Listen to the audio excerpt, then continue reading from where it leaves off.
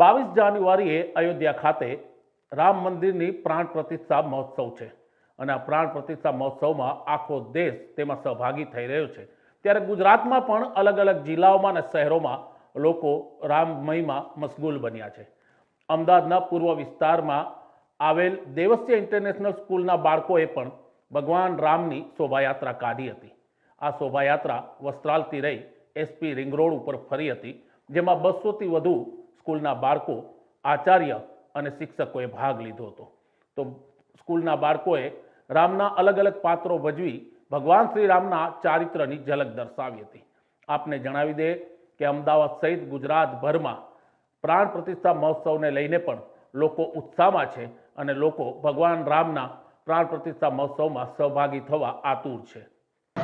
મારું નામ ગોગનભાઈ સગર છે। હું managing trustee Devasya international school તરીકે ફરજ બજાવું છું।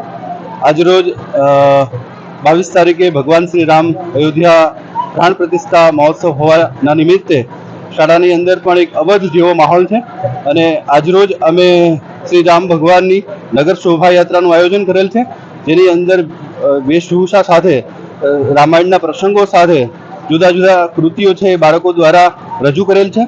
આ જે શોભાયાત્રા જે છે એ દેવસ્ય સ્કૂલથી મહાદેવનગર જે રામજી મંદિર છે ત્યાં સુધી જશે। વચ્ચે જે પણ સોસાયટી આવશે તો એ સોસાયટીના જે કંઈ સોસાયટીના જે મેમ્બરો છે આ શોભાયાત્રાનું સ્વાગત કરશે।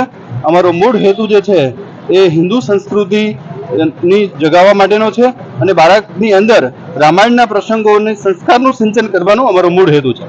ખાસ કરીને 22મી તારીખે રોજ આની પ્રાણ પ્રતિષ્ઠા થવા જઈ રહી છે, શું કહેશો? કેવો ઉત્સાહ જોવા મળી રહ્યો?